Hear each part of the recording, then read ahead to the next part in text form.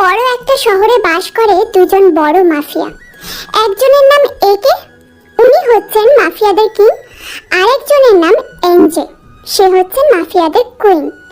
এদের দুজনের মধ্যে সাপ আর নেউলের সম্পর্ক, কিন্তু এখনো পর্যন্ত কেউ কাউকে দেখেনি। এখন হয়তো আপনারা ভাবছেন একজন আরেকজনের শত্রু, কিন্তু কেউ কাউকে দেখেনি। এই বিষয়ে বুঝতে পারছেন না, তাই তো? তাহলে বলি, এরা দুজন হচ্ছে টপ মাফিয়াদের মধ্যে অন্যতম। এরা সবসময় একজন আরেকজনের ক্ষতি করার জন্য চেষ্টা করে, কিন্তু এখনো পর্যন্ত কেউ কাউকে দেখেনি। ওরা একজন আরেকজনের শুধু নামটাই জানে। ওরা দুজনেই সব সময় মাস্ক ব্যবহার করে, তাই ওরা কেউই কারোর মুখ দেখেনি। এমনকি সরাসরি দুজনে কখনো কথাও বলেনি। ওরা দুজনেই অনেক বড় লোক, কিন্তু তবুও ওরা মাফিয়া জগৎটাকে বেছে নিয়েছে। কিন্তু কেন এই জগৎটাকে বেছে নিয়েছে তা আপনারা কিছুক্ষণ পর গল্পটার মাঝেই জানতে পারবেন। তাই গল্পটা শুনতে থাকুন, আশা করি নিরাশ হবেন না।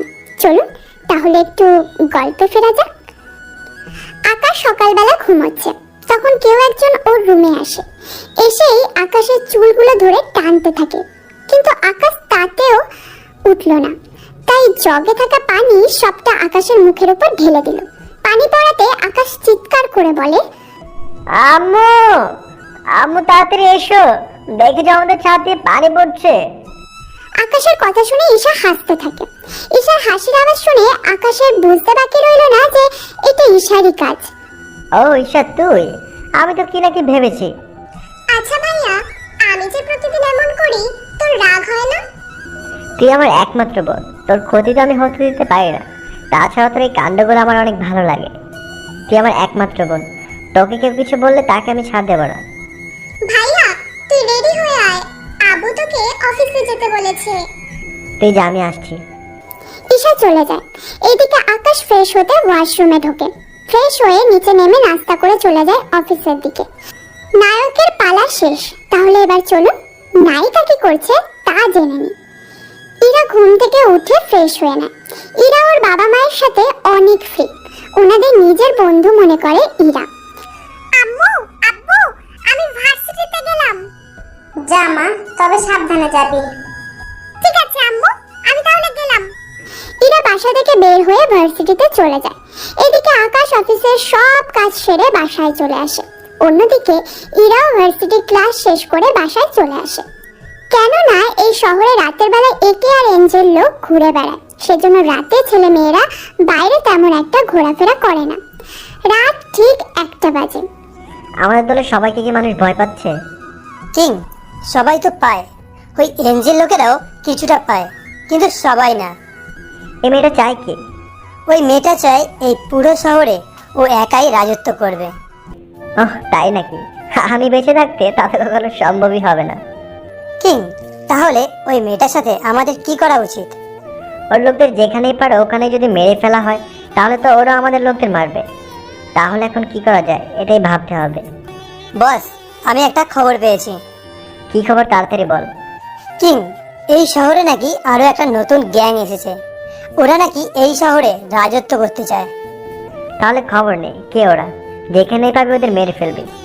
শোন, কিছু লোক রেডি কর, আমি একটা অপারেশনে যাব। সেজন্য 10 জন লোক রেডি হতে বল, সাথে 2টা গাড়ি। আমি এখনই রেডি হতে বলছি, আপনি নিজেও তৈরি হয়ে নিন। রাশেদ গিয়ে কিছু লোককে রেডি হতে বলে। অন্যদিকে আকাশ নিজেও রেডি হয়ে নেয়। 10 মিনিট পর ওরা গাড়িতে করে একটা জঙ্গলের ভিতর ঢুকে যায়। জঙ্গলের ভিতর একে একটা পুরনো বাড়িতে ঢোকে। বাড়িটা অনেক পুরনো হলেও বাড়ির ভিতরে সবকিছু অনেক নতুন, একেবারে যাকে বলে পুরনোর ভিতর গুপ্তধন। ওই রুমে গিয়ে আকাশ একটা হাত দিলে নিচের ফ্লোরটা আস্তে আস্তে নিচের দিকে যেতে থাকে। প্রায় 20 ফুট নিচে গিয়ে এটা থেমে যায়। ওরা ওখান থেকে আন্ডারগ্রাউন্ডের ভিতর প্রবেশ করে। ওখানে ওদের বন্দুক, বোমা এবং যাবতীয় যা যা লাগবে সবকিছু রাখা। ওরা সেসব এখান থেকে নিয়ে যাবে। বয়েজ, তোমাদের যা যা হাতিয়ার লাগবে সবাই এখান থেকে নিয়ে চলো, কারণ আমরা একটু পর একটা মিশনে যাব। তাই নিজেদের রক্ষা এবং শত্রুদের মারার জন্য প্রয়োজনীয় হাতিয়ারগুলো নিয়ে নাও। একের কথায় ওর লোক যা কিছু লাগবে তা ওখান থেকে নিয়ে নেয়। ওদের সবকিছু নেওয়া হয়ে গেলে একে ওদের নিয়ে বেরিয়ে পড়ে সমুদ্রের ধারে।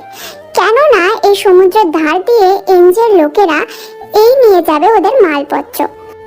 তাই একে এখানে ওর লোকেদের নিয়ে এসেছে যাতে করে এনজে এই মালপত্রগুলো নিজের কন্ট্রোলে নিয়ে যেতে না পারে।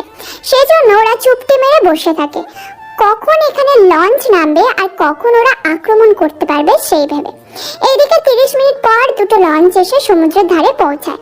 ওখান থেকে এনজের লোক এই মালপত্রগুলো গাড়িতে ওঠাতে থাকে। বস চলুন এবার ওদের উপরে হামলা করি। এখন না, কারণ এখন হামলা করলে ওরা লঞ্চ নিয়ে পালিয়ে যেতে পারবে। তাই সবগুলো মাল ওরা গাড়িতে তুললেই আমরা হামলা করব। তার আগে গাড়িগুলোর চাকা গুলি করে ব্লাস্ট করে দে, এতে করে ওরা এখান থেকে যেতে পারবে না। একের কথায় রাশেদ চাকায় গুলি করে, এভাবে চাকাগুলো নষ্ট করে দেয়। গাড়িতে সব মাল ওঠানো হয়ে গেলে এবার একে সব লোকেদের নিয়ে আক্রমণ করতে থাকে। আক্রমণের মধ্যে দিয়ে এনজের লোক এনজেকে খবর দিয়ে দেয় যে একে ওর লোক নিয়ে আক্রমণ করেছে। কি? ওই একের এত সাহস আমার জিনিসের উপরে হাত দেয়? তোরা অপেক্ষা কর, আমি আসছি। এইদিকে ওদের মধ্যে যুদ্ধ হতেই থাকে। এক প্রকারে কেউ কারোর থেকে কম না। দুই দলে প্রায় অনেক লোক মারা গিয়েছে, কিন্তু কিছুক্ষণ পরে আরো কয়েকটা গাড়ি আসাতে একের লোক নিয়ে চলে আসে। কেননা এখন ওদের সাথে পারা যাবে না, কারণ একের দলের মধ্যে 3 থেকে 4 জন বেঁচে আছে, কিন্তু ওদের দলে আরো 15 জনের মতো লোক চলে আসাতে একের লোক নিয়ে চলে যায়। কোথায় ওই একের লোক যে আমার জিনিসের উপর হাত দেয়? কোন সাহসে? কুইন একে লোক নিয়ে পালিয়ে গেছে, কারণ ওদের দলের অনেক লোকজনকে আমরা মেরে ফেলি। তাই যখন আপনি লোক নিয়ে এসেছেন তার আগে একে পালিয়ে গেল। সত্যি কি একে এই জন্য পালিয়ে গেল, নাকি আমি আসতে চলে গিয়েছে? কারণ এরকম অনেকবার হয়েছে, আমি যেখানে যাই না কেন একে নিজের থেকে ওখান থেকে চলে যায়। কারণ ওই একে তো ইচ্ছে করলে আমাদের সবাইকে এখানে একাই মেরে ফেলতে পারতো। তাহলে কিছু না করে কেন এভাবে বারবার চলে যায়? সাকিলের কথা শুনে এনজে ভাবতে থাকে। কি ভাবছেন কুইন? কিছু না, ওরা যেহেতু চলে গিয়েছে তাই গাড়িগুলো নিয়ে গোডাউনে চলে এসো, আর তার আগে এগুলোর চাকা ঠিক করে নাও। কথাগুলো বলে এনজে চলে আসে ওখান থেকে।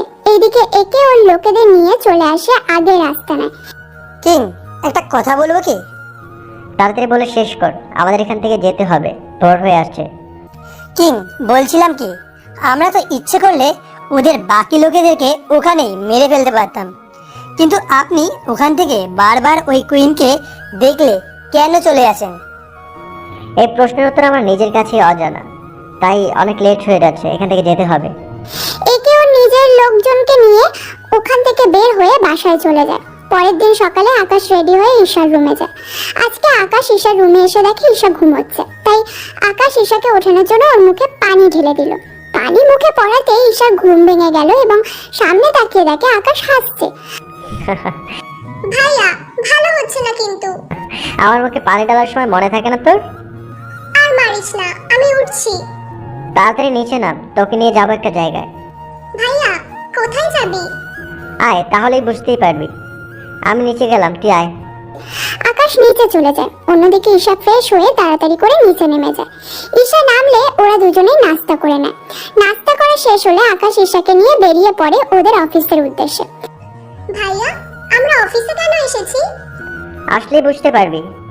তুই বললে কি হয়? তুই আমার সাথে আয়, তাহলেই হবে। আকাশ ঈশাকে নিয়ে অফিসে চলে যায়। অফিসে ওর আব্বুর সাথে দেখা করে। তখন ওখানে ওদের উকিল আঙ্কেলও ছিল। ঈশা ওর আঙ্কেলের মাধ্যমে জানতে পারে ঈশার বাবা ওনার পুরো সম্পত্তি অর্ধেক আকাশের নামে আর বাকি অর্ধেক ঈশার নামে করে দিতে চাইছে। আব্বু আমি একটা কথা বলবো। বল মা, কি বলবি তুই? আমি চাইছি যে পুরো সম্পত্তি তুমি। ঠিক আছে, এইসব সব সম্পত্তি তোর নামে করে দেওয়া হবে। আঙ্কেল, আপনি কাগজ রেডি করুন। ধুর, আমি বলছিলাম যে পুরো সম্পত্তি তুমি ভাইয়ার নামে করে নাও। কিন্তু তোকে কিছু না দিতে পারলে তো? আমার কিছু লাগবে না, আমার শুধু মায়ের আর ভাইয়ার ভালোবাসা পেলেই চলবে। কিন্তু তোর মাসিক খরচ তোকে কে দেবে? সব সম্পত্তি যদি আকাশের নামে হয়ে যায় তাহলে তোর কাছে কিছুই থাকবে না। এমনকি তুই ইচ্ছে করলেও আমাদের কোনো ব্যবসার থেকে টাকা নিতে পারবি না আকাশের অনুমতি ছাড়া।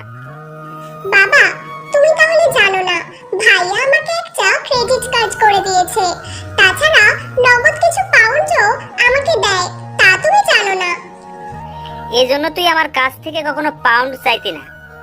হ্যাঁ, কারণ আমার সব খরচ ভাইয়া দেয়, তাই আমি সব দিয়ে কি করব? তাছাড়া বিয়ের পর তো আমি আরেকটা বাড়িতে চলে যাব, তাই আমার কিছু লাগবে না।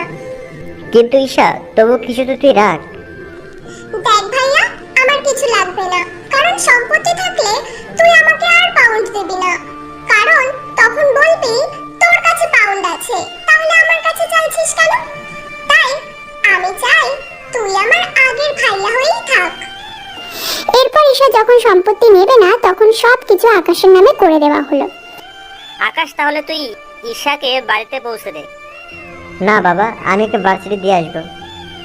না ভাইয়া, তুই আমাকে নিয়ে এখন ঘুরতে যাবি। ঠিক আছে, চল তাহলে আমার সাথে। ঠিক আছে ভাইয়া, চল। আব্বু, আমি গেলাম ভাইয়ার সাথে, ফিরতে দেরি হলে বকা দেবে না কিন্তু। আর আম্মুকে তুমি বলে দিবে আমি ভাইয়ার সাথে আছি। ঠিক আছে, তুই যা, আমি তোর আম্মুকে কল দিয়ে জানিয়ে দিব। ঈশা আকাশের সাথে চলে যায়। গাড়িতে ঈশা শুধু পটর পটর করতেই থাকে, আকাশ গাড়ি চালাতেই থাকে। গাড়ি চালানোর কিছুক্ষণ পরে গাড়ি ট্রাফিক সিগন্যালে আটকে গেল, তাই ঈশা বাইরের দিকে দেখতে থাকে। তখন আকাশও বাইরে দেখতে থাকে। তখন অন্য একটা গাড়িতে ঈশা একটা মেয়েকে দেখতে পায়। মেয়েটা শুধু হাত দেখা যাচ্ছে, কেননা হাতটা গাড়ির জানালার বাইরে ছিল, তাই হাত দেখতে পেয়েছে। হাতে ছিল চুড়ি, চুড়িগুলো দেখতে অনেক সুন্দর ছিল। ঈশাকে এমন করে বাইরে তাকাতে দেখে আকাশ প্রশ্ন করে, কি দেখছিস এমন করে বাইরে ঈশা? ওই দেখ, মেয়েটার হাতে চুড়িগুলো অনেক সুন্দর, আমাকে এগুলো কিনে দিবি? কোনগুলো ঈশা? ওই দেখ ভাইয়া। ঈশার কথায় আকাশ বাইরে তাকায়। তখন আকাশ মোবাইল দিয়ে ছবি তুলে নেয়। ছবি তুলে নিয়েছি, এখন শুধু এটা পেলেই হবে। ভাইয়া, তবে যাই বলিস না কেন, মেয়েটা কিন্তু অনেক সুন্দর কথা বলে, তোর সাথে মানাবে। চেহারাটা একটু দেখতে পেলি না তুই? না দেখেই কি বলছিস এমন করে? ভাইয়া, সিগন্যাল শেষ, এবার চল। যাচ্ছি বোন। আকাশ নিয়ে যেতে থাকে। মেয়েটার গাড়ি যেদিকে যাচ্ছে আকাশও গাড়ি ওই দিকে নিয়ে যাচ্ছে। ভাইয়া, তুই কি ওই মেয়েটাকে ফলো করছিস? আমি কেন ফলো করব? আমি তো এমনি এমনি নিয়ে যাচ্ছি। বুঝি বুঝি, আমি সবই বুঝি, জাল মে কুছ কালা হে। ওই তুই চুপ করবি? এবার নাম। ভাইয়া, আমরা কোথায় এলাম? এটা তো শপিং মল। হ্যাঁ, তোকে নিয়ে এখানে আসার কথা ছিল। তুই দাঁড়া এখানে, আমি গাড়িটা ভিতরে রেখে আসছি, তারপর তোকে এই চুড়িটা কিনে দেবো। তাড়াতাড়ি আসিস কিন্তু ভাইয়া। আকাশ গাড়ি পার্কিং লটে রাখতে চলে যায়। অন্যদিকে ঈশা শপিং মলের ভিতরে ঢুকতে যাবে, ওখানে কিছু বকাটে ছেলে মেয়েদেরকে টেস্ট করছে, যার শিকার আকাশের বোন ঈশাও হয়েছে। ঈশা কোথাও না গিয়ে ওখানে দাঁড়িয়ে থাকলো। 5 মিনিট পর আকাশ আসলো। আকাশ এসে দেখলো যে ঈশা দাঁড়িয়ে আছে মন খারাপ করে। কি হয়েছে ঈশা? এই ছেলেগুলোকে মারলো কে? ভাইয়া, ওরা আমাকে বাজে কথা বলছিল, তখন একজন আপু এসে ওদের মেরেছে। যাক, তাহলে আমাকে কষ্ট করতে হলো না, তবু ওদের কিছু কথা বলে আসি। ঈশার কাছ থেকে গিয়ে ওদের কাছে যায়। তোদের এত বড় সাহস আমার বোনকে বাজে কথা বলে? ভাগ্য ভালো আগে মার খেয়েছি, হয়তো আমি মারলে বাঁচতে দিতাম না। তাই ভালো চাষ তো এখান থেকে কেটে পড়। ছেলেগুলো কোনো রকম গাড়িতে উঠে চলে যায়। অন্যদিকে আকাশ ঈশাকে নিয়ে ভিতরে ঢুকে চুড়ি খুঁজতে থাকে। চুড়িটা দেখতে হীরের মতো লাগছে, তাই হীরের দোকানে যায়। ওখানে 4 থেকে 5টা দোকান খোঁজার পর ওরা চুড়িটা খুঁজে পায়। এটার দাম কত? দোকানদার চুড়িটার দাম 15 লক্ষ টাকা বলে। যেহেতু এই চুড়িটা হীরে দিয়ে করা, সেহেতু দাম তো বেশি হবে। ঈশা, ক্রেডিট কার্ড দিয়ে দে ওনাদের।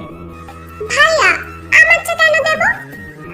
আরে তুই দেওয়ার আমি দেওয়া তো এক, কারণ এটা তো আমার নামে, তাই আমারটা থেকে খরচ করি আর তোরটা থেকে খরচ করি, পাউন্ড তো আমার থেকে যাবে। ভাইয়া, কথাটা তো মন্দ বলিসনি তুই, আমি তো ভেবেই দেখিনি। ঈশার চুড়ি কেনা শেষ হলে ওরা ওখান থেকে চলে আসে বাড়িতে। ওরা বাড়িতে আস্তে আস্তে বিকাল হয়ে যায়। যেহেতু ঈশা আকাশের সাথে ছিল, তাই ওর আম্মু কিছু বলেনি। ঈশা, তোর হাতে এটা কি? আর সকালে কোথায় গিয়েছিলি তোরা? ভাইয়া, তুই বল আম্মুকে। আসলে আম্মু, ওকে আমি নিয়ে গেছিলাম একজোড়া চুড়ি কেনার জন্য। দেখি তো চুড়িগুলো। ঈশা প্যাকেট খুলে চুড়ি বের করে দেখায়। এগুলো তো হীরের। এত দামি চুড়ি হাতে দিলে যদি চুরি হয়ে যায়, তাছাড়া ওকে এত দামি জিনিস কিনে দিবি না। একটা মাত্র বোন আমার, ওকে না কিনে দিলে আর কাকে কিনে দেব? তোর আদরেও বাদর হয়েছে, যা এবার ফ্রেশ হয়ে আয়, আমি খাবার দিচ্ছি। ঈশা, আজ থেকে এই চুড়িগুলো হাতে দিবি। ঠিক আছে ভাইয়া। ওরা উপরে চলে যায়, কিছুক্ষণ পর নিচে নামে, খাবার খেয়ে যে যার রুমে চলে যায়। এইদিকে রাত হতে কিং আর কুইনের জগৎটা শুরু হয়ে যায়। কেননা কিং আর কুইন ওরা দুজনেই রাতে ওদের কাজকর্মগুলো করতে থাকে, যেমনটা আজ রাতেও করবে। তবে আজ রাতে ঠিক তার উল্টো হতে চলেছে, কারণ আজ রাতে ওরা দুজনেই দুটো মিশনে যাবে, তবে তা অন্য মাফিয়ার বিরুদ্ধে। তাই একে ওর লোক নিয়ে বেরিয়ে পড়ে, অন্যদিকে এনজে ওর লোক নিয়ে বেরিয়ে পড়ে। রাত ঠিক 1টা বাজে, তখন শুরু হয় কিং আর কুইনের মৃত্যু খেলা। কিং চলে যায় অন্য আরেকটা জায়গায়, যেখানে শুধু ঘন জঙ্গল আর জঙ্গল। অন্যদিকে কুইন যায় সমুদ্রের ধারে, কেননা ওদের দুজনেরই মিশন দুটো জায়গায়। তাহলে এখন চলুন ওদের এই মিশন সম্পর্কে আমি আলাদা আলাদাভাবে বর্ণনা দিয়ে দিই। তাহলে আগে কিং এর মিশন সম্পর্কে বর্ণনা দেওয়া যাক, তারপর দেবো কুইনের। কিং ওর দলবল নিয়ে চলে যায় জঙ্গলের ধারে, কেননা জঙ্গলে আজকে অন্য একজন মাফিয়া তাই কিছু ছোটখাটো কাজ করবে। তাই কিং এখানে এসেছে ওদের মেরে ওদের কাছ থেকে ওদের সবকিছু নিয়ে যাওয়ার জন্য। তোরা পজিশন নিয়ে নে। কিং এর কথায় ওর সব লোক পজিশন নিয়ে নেয়। কিছুক্ষণ পর ওই লোকগুলো মাল নিয়ে জঙ্গলের ভিতর দিয়ে আসছিল, তখন ওদের উপর হামলা করে, সবকিছু নিয়ে নেয় ওদের কাছ থেকে। এই তোরা সাবধান, ওদের কাছে লোক থাকতে পারে, তাই সাবধানে যাবি যাতে করে কোনো অসুবিধা না হয়, এবং এটাও দেখবি গাড়িতে কিছু আছে কিনা। কিং এর কথা মতো দুটো লোক দিয়ে দুটো গাড়ি চেক করতে থাকে। দুটো গাড়ি চেক করে ওরা কোনো কিছু পেল না, কেননা গাড়ি দুটো পুরোই খালি। কিন্তু সবচেয়ে আশ্চর্য কথা হলো গাড়িতে ড্রাইভার ছাড়া অন্য কোনো লোক নেই। কিং, গাড়ি তো পুরো ফাঁকা, তাছাড়া গাড়িতে 1 টাকার মালও নেই। কি বলছিস কি? তাহলে কি এটা কুইনের কাজ? কুইনের কাজ মানে? হ্যাঁ, কুইনের কাজ, কারণ ও হয়তো ওদের কল দিয়ে আমাদের প্ল্যানের ব্যাপারে জানিয়ে দিয়েছে। তাই ড্রাইভার ছাড়া অন্য কোনো লোক নেই, তার উপর ট্রাক খালি। তাহলে কি এটা কোনো ট্র্যাপ আমাদের জন্য? এই তোরা গাড়িগুলো চেক করে দেখ কোনো বোমা আছে কিনা। কিং এর কথায় ওরা গাড়িগুলো চেক করে গাড়ির নিচে বোমা দেখতে পায়। বোমা কিছুক্ষণ পরেই ফাটবে, তাই কিং ওর লোকদের নিয়ে তাড়াতাড়ি করে ওই জায়গা থেকে চলে যায়। কিং যাওয়ার 1 মিনিট পর ওই ট্রাকগুলো বোমার আঘাতে নষ্ট হয়ে যায়। এতে করে কিং এর অনেক রাগ হয়, কারণ কুইনের জন্য এত বড় একটা চালান কিং মিস করে ফেলেছে। ওই কুইনকে তো আমি ছাড়বো না, আমার ক্ষতি করার জন্য কি শাস্তি পেতেই হবে। এইদিকে কিং এর কাহিনী শেষ, অন্যদিকে এবার কুইনের কাহিনী শুরু। কুইন সমুদ্রের ধারে বসে আছে, কখন জাহাজ আসবে আর কখন কুইন সে জাহাজ থেকে মালগুলো নিয়ে নেবে, এটাই চিন্তা করেছিল কুইন। কুইন, ওদের জাহাজ কখন আসবে? কারণ 1 ঘন্টা হয়ে গেল, জাহাজ আসার কোনো নামই নেই। আমিও তো সেটাই ভাবছি। আচ্ছা, কিং যে ওর লোকদের নিয়ে জঙ্গলে গেল, ওখানে তো কিছুই পাবে না, কিন্তু এই যে জাহাজটা আসছে না, এটা কিং এর কোনো চাল নয় তো? কুইন, হতেই পারে, কারণ ওরা যখন কিছু পায়নি তাহলে ওরা হয়তো আমাদেরকেও কিছু পেতে দেবে না। এই কিং এর জন্য আমার অনেক ক্ষতি হচ্ছে। তা ঠিক, কিন্তু এই কিং ইচ্ছে করলে ওই দিন আমাদের মেরে ফেলতে পারতো, কিন্তু কোনো কিছুই সে করেনি। এর কারণটাও আমাদের অজানা। আমিও তাই ভাবছি, কিং হয়তো আমাদের দয়া দেখাচ্ছে, কিন্তু যখন আমাদেরও সময় আসবে তখন দেখে নেব সব। কুইন, এখন তাহলে কি করবেন? এখানে থাকবেন নাকি চলে যাবেন?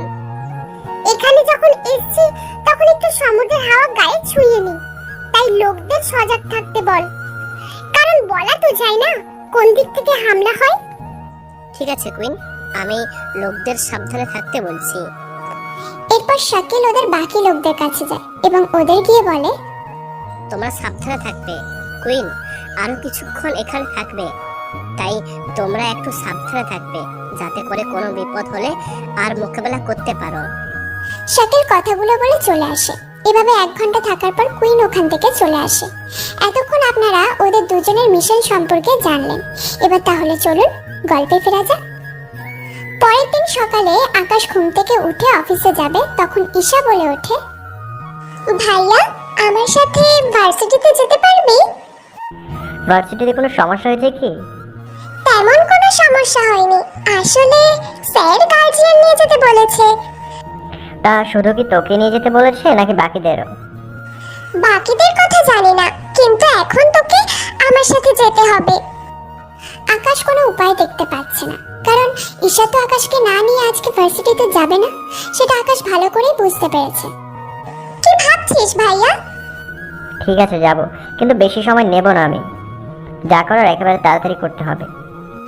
ঠিক আছে, তাহলে চল আমার সাথে। আকাশ ঈশাকে নিয়ে বেরিয়ে পড়ে দুটো গাড়ি নিয়ে, কেননা আকাশ তো ঈশাকে নিয়ে ফিরতে পারবে না, তাই দুটো গাড়িতে করেই যাচ্ছে। কিছুক্ষণের মধ্যে ওরা ভার্সিটিতে পৌঁছে গেল।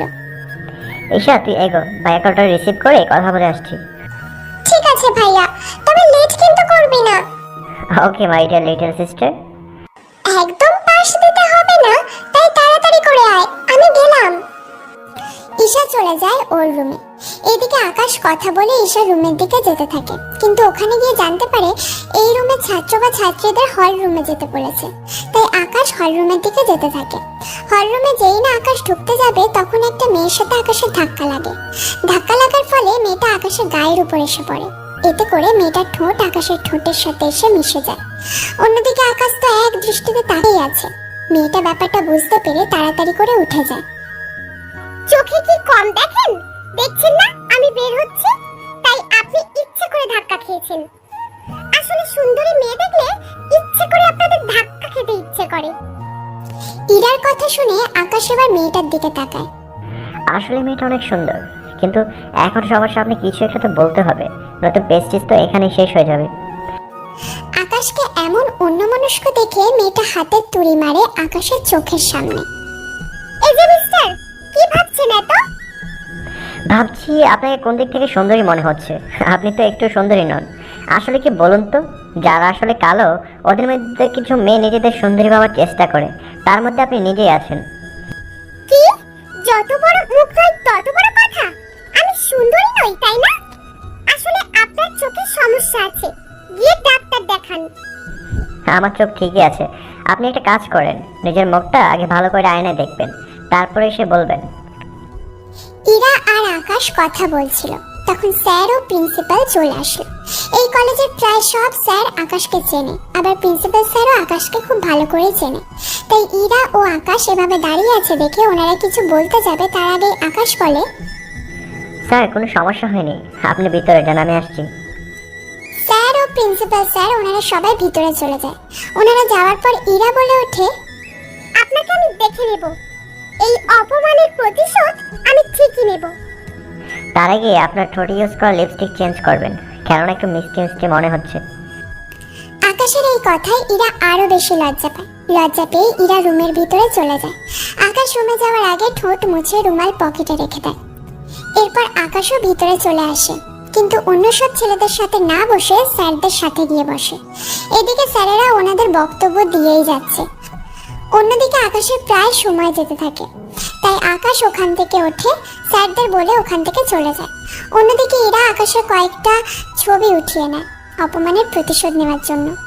আকাশ ওদের অফিসে চলে আসে। অফিসে এসে নিজের কাজ করতে থাকে, কিন্তু আজকে লিপ কিসটা আকাশের চোখের সামনে বারবার ভেসে ওঠে। এতে আকাশের অজান্তেই হাসি পেয়ে যায়। তখন রুমে ঢোকার সময় শাহজাহান চৌধুরী খেয়াল করে, কি ব্যাপার, আজকে আকাশকে এত খুশি খুশি দেখাচ্ছে কেন? উনি কথাগুলো বলে চলে আসে রুমে। আকাশ ওর বাবাকে দেখে দাঁড়িয়ে যায়। একি আব্বু, তুমি এখানে? আমাকে বললেই তো আমি চলে আসতাম। তেমন কিছু না, বলছি তোকে আজ এত খুশি খুশি দেখাচ্ছে কেন? কই আব্বু, আমি তো ঠিকই আছি। না, আজকে অন্যরকম লাগছে। কি ব্যাপার আমাকে তো বলতে পারিস? তেমন কিছু হলে তোমাকে অবশ্যই বলতাম। তা আজকে এত লেট করলি যে আসতে? ঈশার সাথে ভার্সিটি গিয়েছিলাম, ওখানে ওদের আজকে ফাংশন ছিল, তাই আমি ওখানে গিয়েছি। তার মানে ওখানে কিছু একটা ঘটিয়ে এসেছে, তাই এত খুশি খুশি দেখাচ্ছে? কিছু বলবে কি আব্বু? না, তুমি আসতে দেরি করলে তাই ভাবলাম একবার দেখে যাই তুমি আসছো কিনা। ওহ, আমার অনেক কাজ আছে, তুমি এখন যাও। আকাশের আব্বু চলে যায়। ওইদিকে আকাশ কাজ করতে থাকে। এদিকে ঈশার কলেজে ফাংশন শেষ করে ঈশা বাড়িতে চলে আসে। এদিকে ইরা আকাশের ছবি ওর কিছু বন্ধুদের কাছে পাঠিয়ে দেয়, যাতে করে ওরা আকাশের সব খবর দিতে পারে ইরাকে। এভাবে কয়েক ঘন্টা পার হয়ে যাওয়ার পর ইরা আকাশের সব খবর পেয়ে যায়। তবে আকাশের সম্পর্কে খোঁজ খবর পেয়ে ইরা বুঝতে পারে এসব যদি সত্যি হয় তাহলে তো ছেলেটা আসলেই ভালো, কিন্তু তখন অমনটা করলো কেন তাই বুঝতে পারছি না। সে যাই হোক, ওর সাথে আমাকে দেখা করতেই হবে, সে জেদ করেই হোক না কেন। ওই দিন আকাশ চলে আসে রাতের বেলায় বাড়িতে এসে ওর রুমে চলে যায়। পরের দিন সকালে আকাশ বের হয় অফিসে যাওয়ার জন্য। পথে ইরা গাড়ি নিয়ে বসে আছে। আকাশ পথের সামনে গাড়ি দেখে ওর গাড়িটা থামিয়ে বাইরে চলে আসে। বাইরে এসে বলতে থাকে, এই কোন ইডিয়েট রে রাস্তার সামনে এভাবে গাড়ি রেখেছিস? আকাশ কয়েকবার বলার পরেও কেউ জবাব দিচ্ছে না। তাই আকাশ গাড়িটার কাছে যায় দেখার জন্য, গাড়ির ভিতরে কেউ আছে কিনা তা দেখার জন্য। গাড়ির ভিতরে তাকিয়ে দেখে একটা মেয়ে শুয়ে আছে মুখে টুপি দিয়ে, তাই মেয়েটার মুখ দেখতে পাচ্ছে না। কি আপনি এভাবে পথের মধ্যে গাড়ি আটকে রেখেছেন কেন? আমার ইচ্ছে হয়েছে সেই জন্য রেখেছি, তাতে আপনার কি? আমার কি মানে? এভাবে গাড়ি রাখলে আমি যাবো কি করে অফিসে? কি করে আবার আমার গাড়িতে করে যাবেন? মাথা খারাপ কি আপনার? আমার গাড়ি থাকতে আমি আপনার গাড়িতে করে যাব? গাড়ি ঠিকই আছে, কিন্তু গাড়ির চাকাতে কোনো হাওয়া নেই। ইরার কথা আকাশ গাড়ির কাছে গিয়ে চেক করতে থাকে সত্যি কিনা। গাড়ির 4টে চাকা চেক করে দেখে পিছনে 2টো চাকাতেই হাওয়া নেই। তাই আবার ও ইরার গাড়ির কাছে আসে। আমার কথা বিশ্বাস হলো না তো? এবার কি বিশ্বাস হয়েছে? আপনি এমনটা কেন করলেন? কারণ আপনি এখন আমার সাথেই যাবেন, আমি যেখানে নিয়ে যাব সেখানে। আমি কোনো অপরিচিত মেয়ের সাথে কোথাও যাব না। তাছাড়া আমি কল দিয়ে অন্য একটা গাড়ি আনিয়ে নিচ্ছি। তাতেও কাজ হবে না, কারণ এখানে নেটওয়ার্কের জেমার লাগানো আছে। এখান থেকে 500 মিটার পর্যন্ত কেউ কারোর মোবাইলে নেটওয়ার্ক পাবেন না। আর আপনি তো নেটওয়ার্ক জেমারের কাছেই, তাই আপনার পাওয়ার তো প্রশ্নই ওঠে না। ইরার কথা আকাশ মোবাইল চেক করে দেখে, সত্যি দেখি নেটওয়ার্ক নেই। আচ্ছা আপনি আসলে চানটা কি? আর মুখটা এভাবে ঢেকে কেন রেখেছেন? মুখটা দেখাবো, তার আগে আপনি গাড়িতে উঠে বসুন। তাছাড়া এখান থেকে আপনি কোনো গাড়ির সাহায্যও নিতে পারবেন না, কারণ সেই পথও নেই।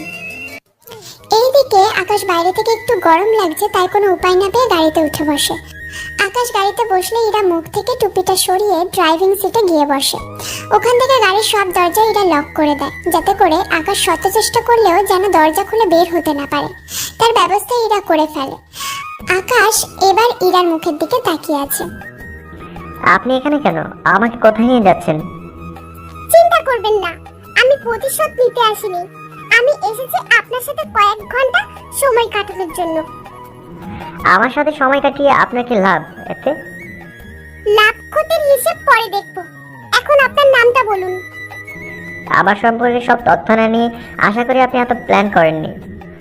ঠিক ধরেছেন, আমার সম্পর্কে সব তথ্য নিয়েই আমি সব প্ল্যান করেছি। তবু আপনার মুখ থেকেই আপনার নামটা শুনতে চেয়েছি। আমি আকাশ চৌধুরী। আচ্ছা, আপনি নিজের নামটা বললেন, অথচ আমার নামটা জানতে চাইবেন না? আমি অপরিচিত কোনো মেয়ের সাথে কোনো কথা বলি না।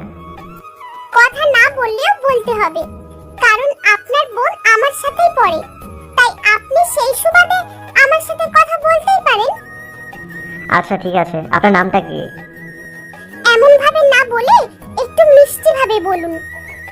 আপনার নামটা কি? আমি ইরা ইসলাম, রফিকুল ইসলামের একমাত্র মেয়ে। আরে উনি তো আমার পরিচিত, আমার কোম্পানির সাথে কাজ করে। আমি জানি সবকিছু। এখন এটা তো বলুন আমরা যাচ্ছি কোথায়? একটু চুপ করে থাকুন, তাহলেই বুঝতে পারবেন আমরা কোথায় যাচ্ছি। প্রায় 30 মিনিট পর ওরা একটা পার্কের সামনে আসে। এই পার্কটা হচ্ছে কাপলদের জন্য। পার্কের নাম কাপল পার্ক। এই পার্কে ঢুকতে হলে আপনাকে ছেলে মেয়ে একসাথে ঢুকতে হবে। মানে হলো এখানে কোনো ছেলে একা যেতে পারবে না, যেতে হলে মেয়ে নিয়ে যেতে হবে। বাকিটা আপনারাই বুঝে নিন। আচ্ছা আমরা এখানে কেন এসেছি? এখানে তো কাপলরা আসে। তা আমাদের দেখে কি কাপল মনে হয় না? কোন দিক দিয়ে মনে হয় কাপল আমাদের? এখন কি এখানে দাঁড়িয়েই থাকবেন নাকি ভিতরে যাবেন? দেখুন আমি অপরিচিত মেয়েদের সাথে যেখানে কথা বলি না সেখানে পার্কে যাব? না গেলে এখন জোর করিয়ে হলেও নিয়ে যাব। ইরা এক প্রকারের আকাশকে নিয়ে চলে যায় ভিতরে। ভিতরে গিয়ে আকাশ দেখে পার্কটা অনেক সুন্দর। এখানে প্রতিটা জায়গায় ছেলে মেয়ে বসে আছে। অনেক সুন্দর না ভিতরটা? হ্যাঁ অনেক সুন্দর, কিন্তু এখানে কেমন একটা আনইজি ফিল হচ্ছে। আকাশের কথায় ইরা আকাশের একটা হাত জড়িয়ে ধরে, যেমনটা কাপল ও স্বামী স্ত্রী হাঁটে ওইভাবে। আপনার ভালো লাগছে না বুঝি? আসলে আমি তো কখনো এভাবে কারোর সাথে কখনো হাঁটিনি।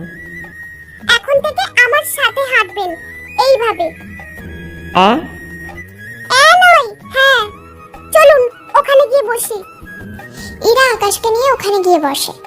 বসে ওরা কথা বলছে, তখনই কয়েকজন ছেলে ঢুকতে গেলে সিকিউরিটি গার্ড ওদের আটকায় বলে ওরা সিকিউরিটিকে মেরে ভিতরে ঢুকে।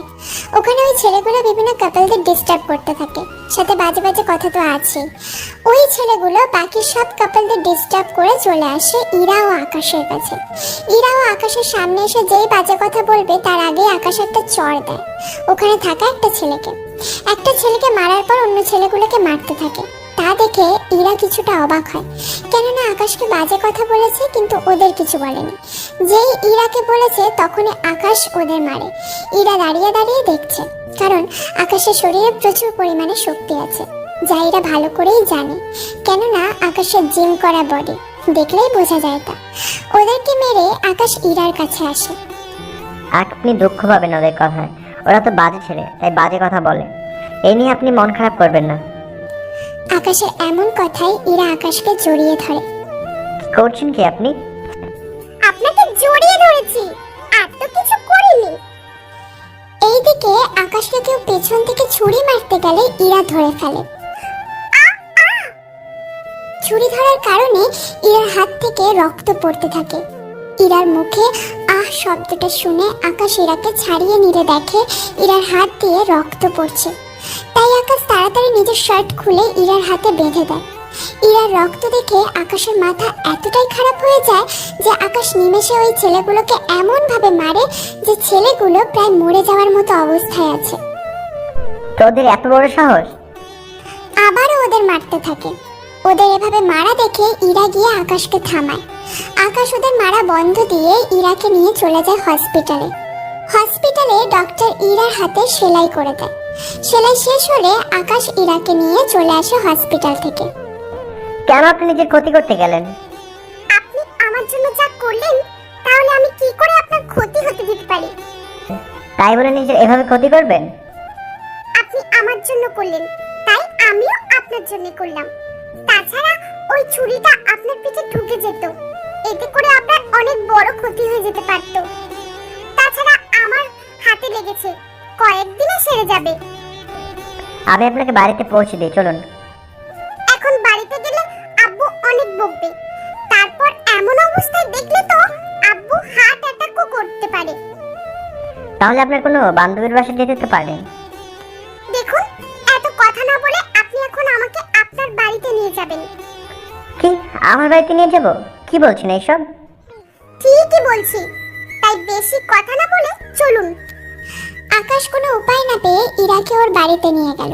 বাড়িতে যাওয়ার পর তো হলো এক এলাহি কাণ্ড। সবাই একের পর এক প্রশ্ন করেই যাচ্ছে আকাশকে। সবার কথা শোনার পর আকাশ বলে ওঠে, এই তোমরা থামবে? সেই কখন থেকে শুধু বকেই যাচ্ছ তোমরা। দেখ ভাইয়া, রাগ করিস না। তুই তো কখনো কোনো মেয়েকে নিয়ে বাড়িতে তো দূরের কথা, কথাও বলিস না, কিন্তু আজ সেখানে একটা মেয়েকে নিয়ে বাড়িতে চলে এলি, সেজন্যই তো সবাই জিজ্ঞাসা করছে। তবে ইরা একটা কথা খেয়াল করে, ঈশা যখন কিছু বলে তখন আকাশ একদম চুপ করে থাকে, কোনো কথাই বলে না। এমনকি এতক্ষণ যে আকাশ রেগে ছিল তা কেউ না দেখলে চিন্তাও করবে না। ঠিক আছে, বলছি আমি। এই মেয়েটির নাম ইরা ইসলাম। আমাকে বাঁচাতে গিয়ে ওর হাত কেটে গিয়েছে। পরে ডক্টর দেখিয়ে ওনার বাড়িতে দিয়ে আসতে চেয়েছি, কিন্তু এই অবস্থায় উনি বাড়িতে গেলে নাকি ওনার বাবা মা বকবে, তাই উনি আমার সাথে চলে এসেছে। এখানে কয়েকদিন থাকবে, একটু ভালো হলেই চলে যাবে আবার। কিন্তু ভাইয়া, ওনার বাড়ির লোকে চিন্তা করবে না? না, করবে না। আমি বাড়িতে কল দিয়ে জানিয়ে দিয়েছি যে আমি কয়েকদিন পরে বাড়িতে ফিরবো, তাই আব্বু এখন আর টেনশন করবে না। ঠিক আছে, তুমি আমার ছেলেকে বাঁচিয়েছো, এতেই আমি খুশি। ঈশা, ওকে একটা রুম দেখিয়ে দে, যাতে করে ওর কোনো অসুবিধা না হয়। ঠিক আছে, আম্মু তাহলে আমি নিয়ে যাচ্ছি, আমার আর ভাইয়ার রুমের মাঝখানে যে রুমটা আছে ওখানে নিয়ে যাচ্ছি। তাহলে তাই করো। চলুন আপু, আমার সাথে আসুন। ভাইয়া তুই গিয়ে ফ্রেশ হয়ে নে। ঠিক আছে, যাচ্ছি আমি। ইরা ঈশার সাথে যেতে থাকলো। অন্যদিকে আকাশ ওর রুমে চলে গেল। এদিকে ঈশা তো রুমটা দেখে অনেক অবাক, কেননা রুমটা অনেক সুন্দর করে সাজানো। আচ্ছা, রুমটা কে গুছিয়েছে? আমি গুছিয়েছি। আমার বাবা মায়ের রুম, আমার রুম আর ভাইয়ার রুমটাও আমি গুছিয়ে রাখি, সাথে এটাও।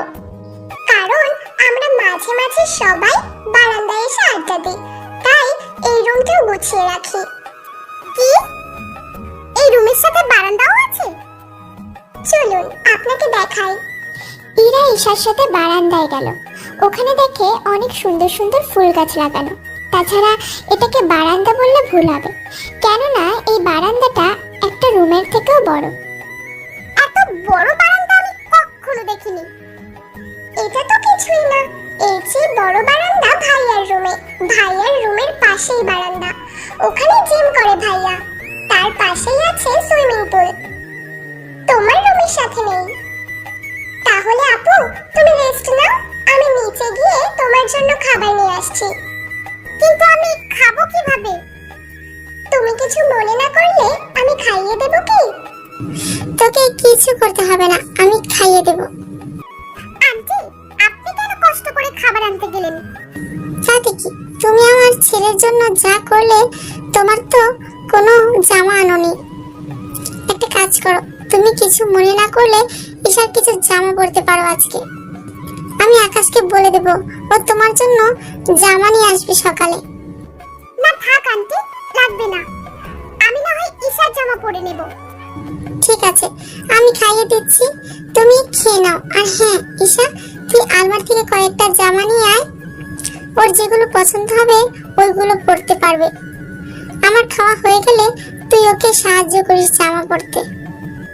ঠিক আছে আম্মু, আমি তাহলে কিছু জামা নিয়ে আসছি। ভাইয়া কয়েকদিন আগে যেগুলো কিনেছিল আমি এইগুলোই নিয়ে আসি। এইদিকে ঈশা জামা আনতে চলে যায়, অন্যদিকে পারু লাগতে ইরাকে খাওয়াতে থাকে।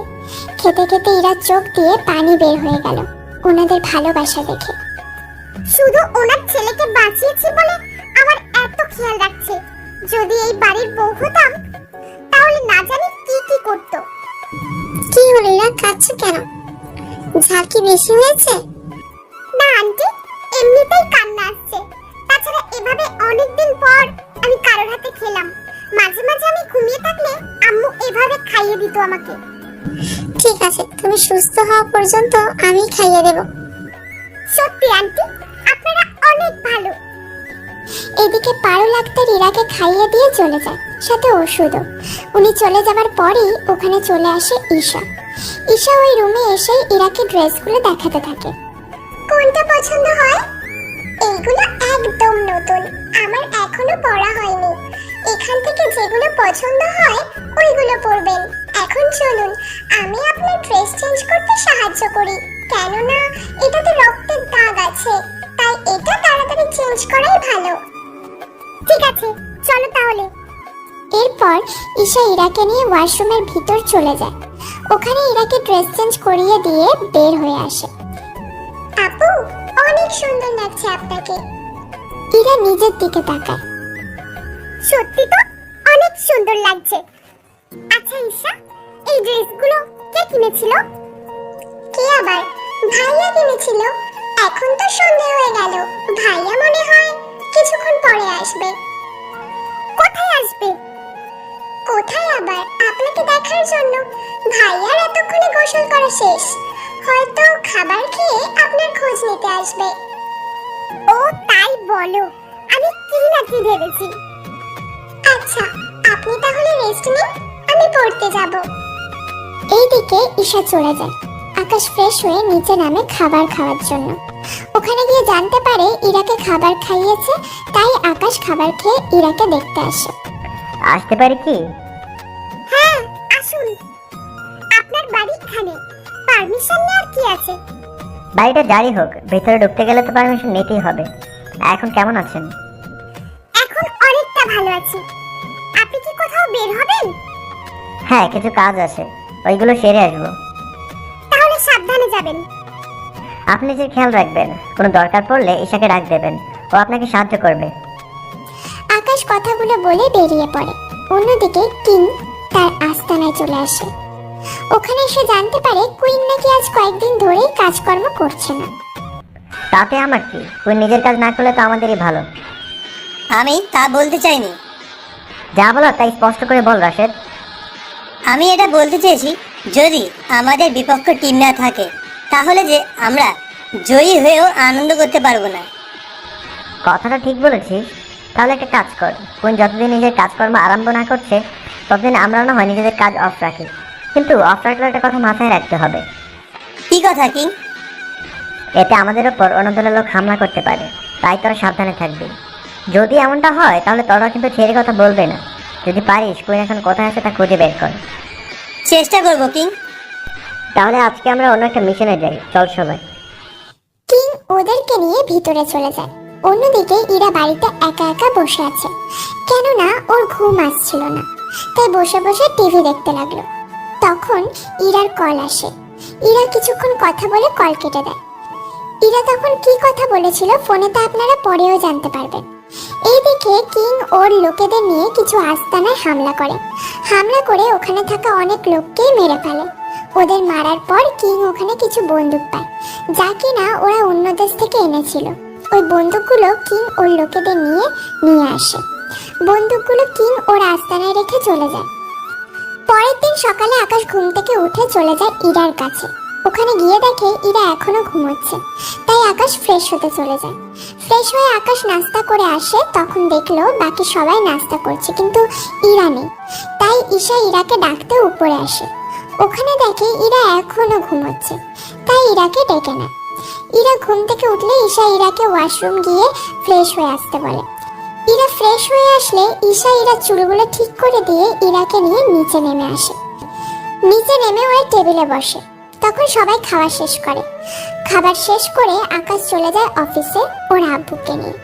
বাকি রইল ঈশা ও ইরার এই অবস্থা দেখে কয়েকদিন আর ভার্সিটিতে যায়নি। এভাবে দেখতে দেখতে 7 দিন কেটে গেল। ইরা এখন পুরোপুরি সুস্থ। আন্টি, একটা কথা বলার ছিল। কি কথা বলো? আন্টি, আমি তো এখন পুরোপুরি সুস্থ, তাই বলছিলাম কি আমি তাহলে এবার বাসায় চলে যাই। আরো কয়েকদিন থাকো। না আন্টি, এমনিতেই অনেক লেট করে ফেলেছি, তার উপর আমার নিজেরও অনেক কাজ আছে, তাই এবার যেতে চাই। বেশ তো, তাহলে আকাশ বাসায় আসুক, আমিও তো বলবো তোমাকে যেন বাসায় দিয়ে আসে। তা তোমার বাবা কি করে আর ওনার নাম কি? বাবা ব্যবসা করেন, ওনার নাম রফিকুল ইসলাম।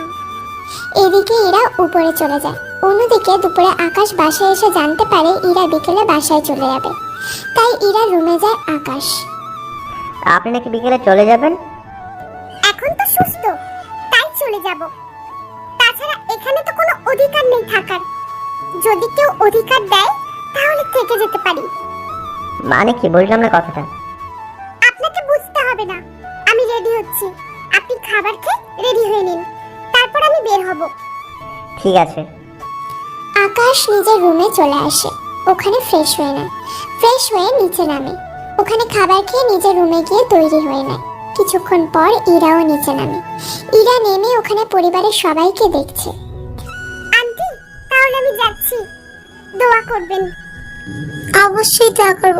তোমার মতো মিষ্টি একটা মেয়ে যে বাড়ির বউ হবে সে বাড়িতে কখনো দুঃখ থাকবে না। আকাশের মায়ের কথায় ইরা কিছুটা লজ্জা পায়। তখন ঈশা বলে ওঠে, ইরা আপু না হয় ওনার নিজের বাড়িতে যাচ্ছে তাই একটু সেজেছে, কিন্তু তুই এমন ভাবে সেজেছিস মনে হচ্ছে ভৌনি শ্বশুর বাড়ি যাচ্ছিস। মারবো একটা চর, আমি অফিসে যাব তাই রেডি হয়েছি। বেশি পাকামো করলে না সবার আগে তোর বিয়ে দেওয়ার ব্যবস্থা করব। তাহলে তুই শুনে রাখ, তোর বিয়ে হওয়ার পর যতদিন না পর্যন্ত আমি ফুফি ডাক না শুনবো ততদিন আমি এই বাড়ি ছেড়ে যাচ্ছি না। এইদিকে ওদের ভাই বোনের কথা শুনে ইরা হাসবে না চুপ করে থাকবে সে নিজেও বুঝতে পারছে না। অবশেষে আকাশ ইরাকে নিয়ে বেরিয়ে পড়ে। ওরা বেরিয়ে যাওয়ার পর ঈশা ওর আম্মুকে বলে, আচ্ছা আম্মু, ভাইয়ার সাথে ইরা আপুর বিয়ে দিলে কেমন হয়? কি বলছিস সেগুলো? ওই মেয়েটা কি রাজি হবে? তাছাড়া তোর ভাইয়াকে রাজি করাবে কে? আম্মু, তুমি তাহলে জানো না, ওরা দুজনে কিন্তু দুজনকে পছন্দ করে। আমি এইটুকু শিওর আম্মু। তুই কি শিওর আছিস? কারণ আমি ভাইয়াকে অনেকবার দেখেছি ইরা আপুকে খাইয়ে দিতে, সাথে ইরা আপুও ভাইয়াকে খাইয়ে দিয়েছিল। কি বলছিস কি এগুলো? তাহলে তলে তলে এত দূর গড়িয়েছে?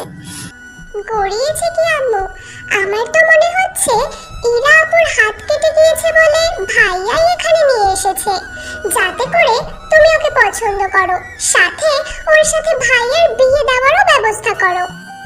এমনটা যদি হয় তাহলে তোর ভাইয়াকে ওই একটা শিক্ষা দিতে হবে দেখছি।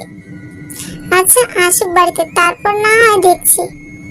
ও যতদিন না পর্যন্ত ওই মেয়েকে বিয়ে করতে চায়, আমাকে এসে না বলে, ততদিন তুইও চুপ থাকবি, সাথে আমিও চুপ করে থাকবো, ঠিক আছে?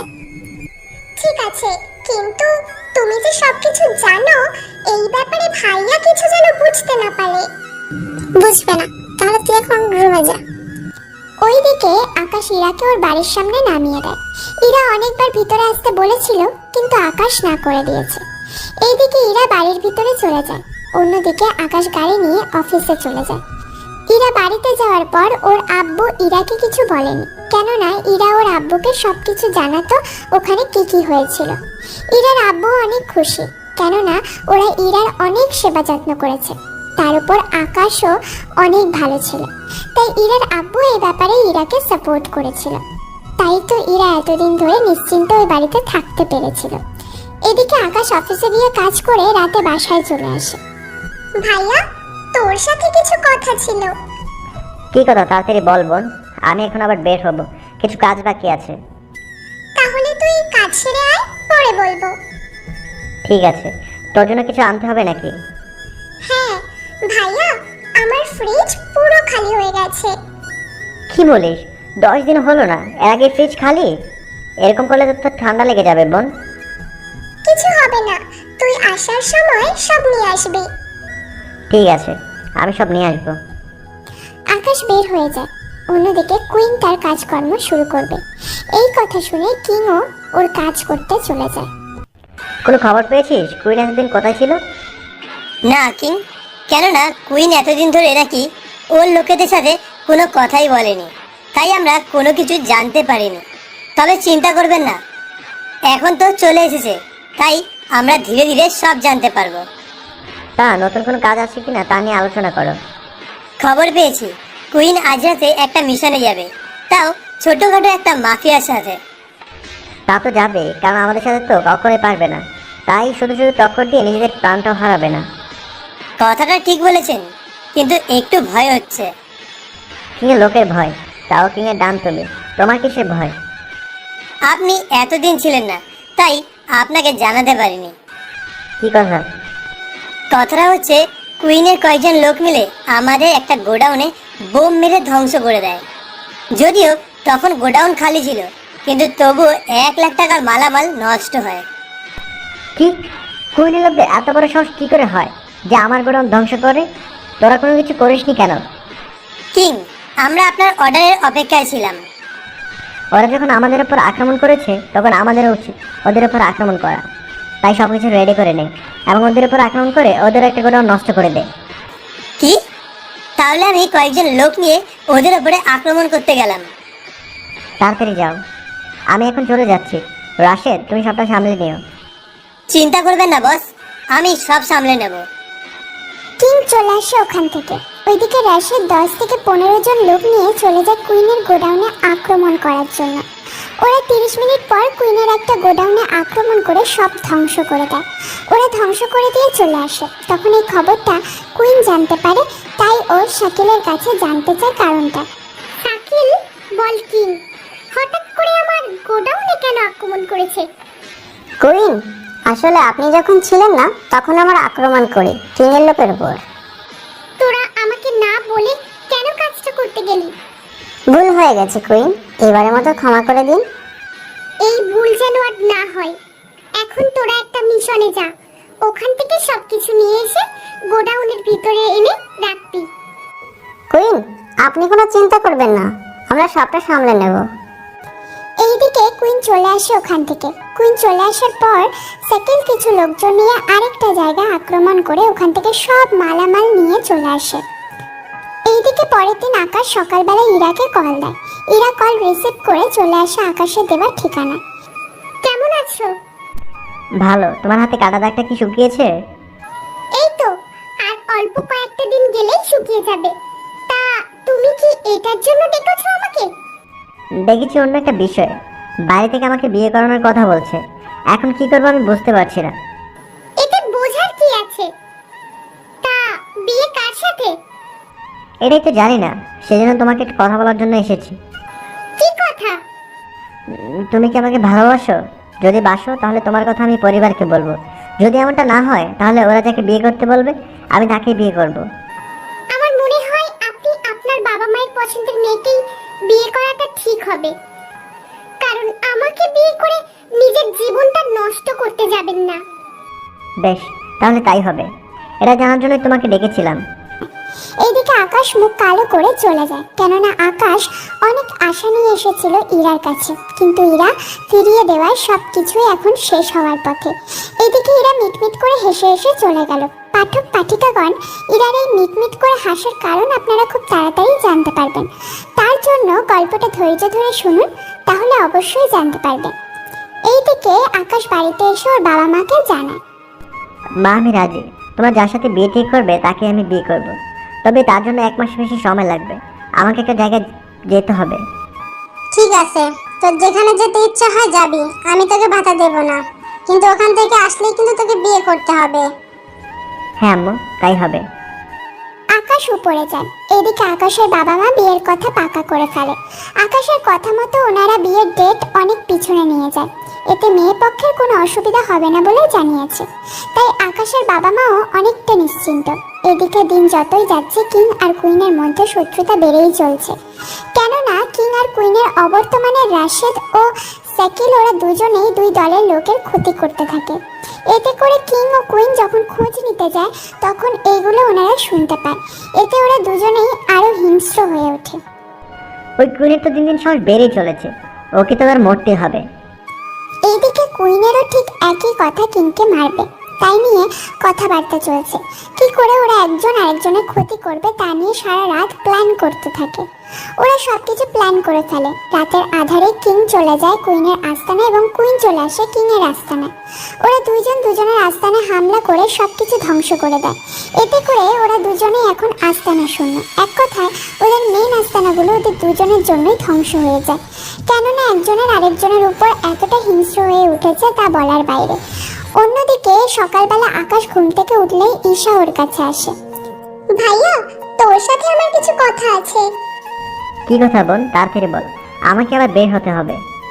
ভাইয়া, আমি তোর বিয়ের সবকিছু রেডি করে এসেছি। তোদের দুজনেরই বিয়ে ঠিক 1 মাস পরেই হবে। ঠিক আছে, তোরা যা ভালো মনে করিস। আকাশ রেডি হয়ে চলে যায় বাড়ি থেকে। এইদিকে কিংয়ের লোকেদের যেমন এখন আস্তানা শূন্য, ঠিক তেমনি কুইনের লোকেদেরও তেমনই আস্তানা শূন্য। তাই ওরা দুজনে নতুন করে গোপনভাবে ওদের আস্তানা তৈরি করতে থাকে। কিং এখন রাতের সাথে সাথে দিনেও কাজ করতে থাকে লোকজন দিয়ে, যাতে করে তাড়াতাড়ি আস্তানা তৈরি হয়ে যায়। অন্যদিকে কুইনও তাড়াতাড়ি সবকিছু তৈরি করতে থাকে। 20 দিন পর ওদের আস্তানা প্রায় তৈরি করা হয়ে গিয়েছে।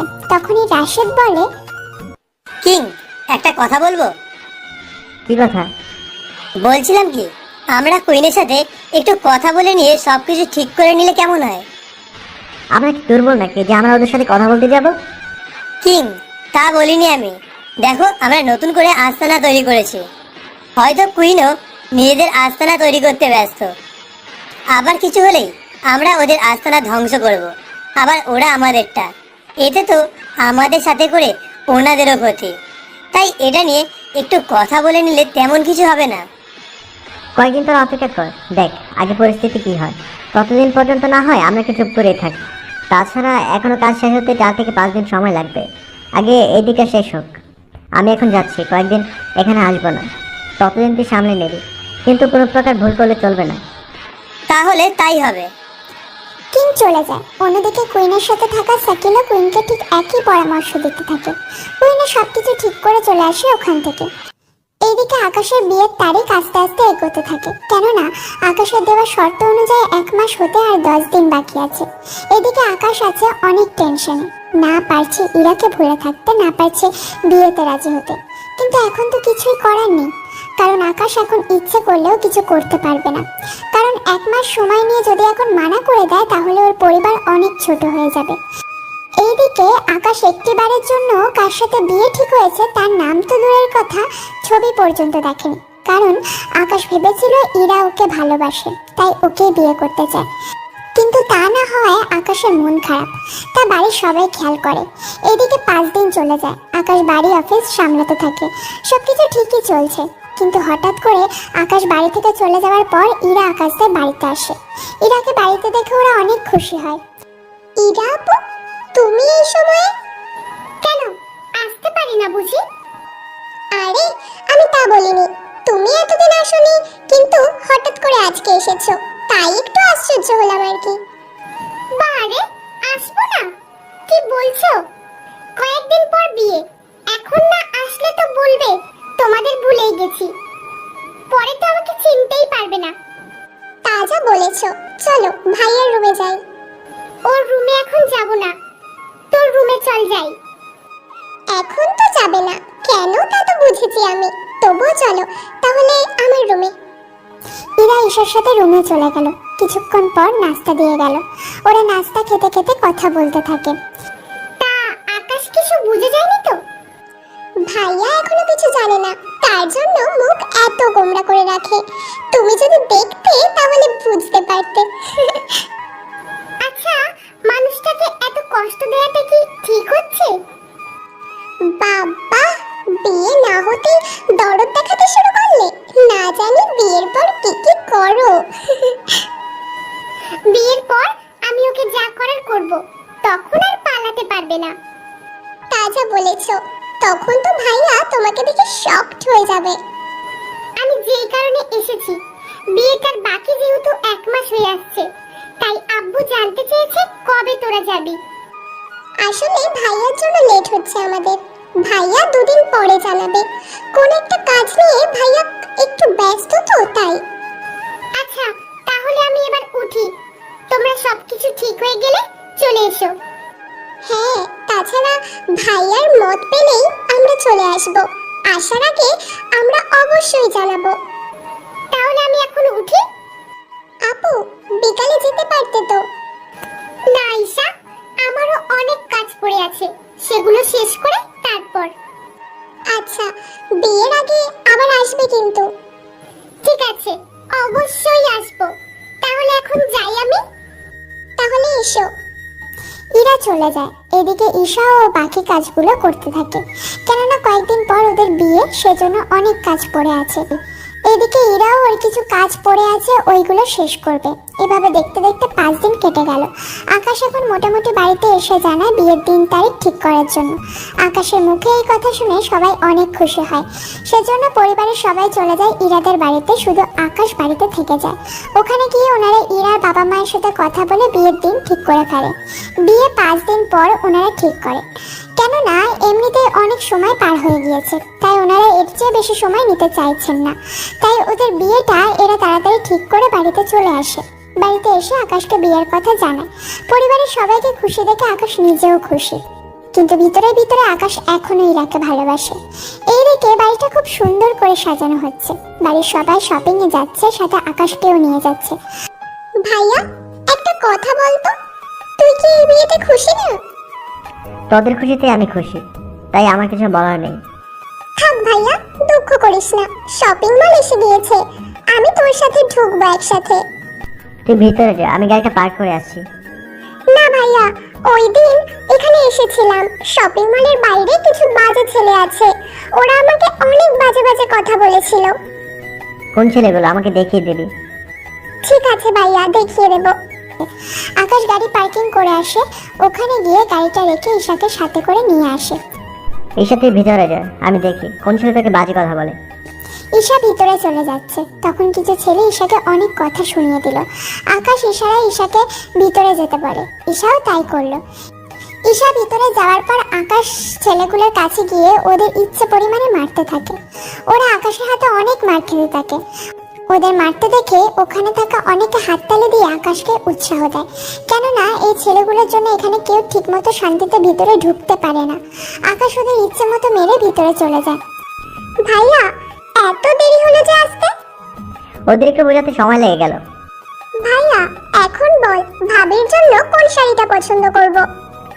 ঈশা, তোর পছন্দ মতো একটা নিয়ে নে, তাহলেই তো হয়। তোর কি মাথা ঠিক আছে? বউ তোর আর শাড়ি পছন্দ করব আমি? আমার কি অন্য কোনো কাজ নেই নাকি? আরে রাগ কেন করছিস বোন আমার? এই তো পছন্দ করে দিচ্ছি, তবে এমন মুখ গোমরা করে থাকিস না। আকাশ ওখান থেকে কয়েকটা শাড়ি দেখতে থাকলো। শাড়িগুলো দেখে আকাশের ইরার কথা মনে পড়ে গেল। তাই আকাশ ইরার কথা ভাবতে ভাবতে একটা শাড়ি ঠিক করে ঈশার হাতে দিল। ঈশা শাড়িটা দোকানদারকে প্যাক করতে দিয়ে দিল। দোকানদার সবগুলো জিনিসপত্র প্যাক করে নিল। এরপর গেল গহনা কিনতে। ওখানে আকাশ পছন্দ করে গহনা কিনে সবগুলো গহনা নিয়ে আসার সময় আকাশ ঈশাকে বলে, ঈশা, তুইও নিজের জন্য একটা দেখ। না ভাইয়া, এমনিতে আমার অনেকগুলো গহনা আছে, আমি কিনবো না। আচ্ছা, সবকিছু কি নেওয়া হয়েছে নাকি আরো কিছু বাকি আছে?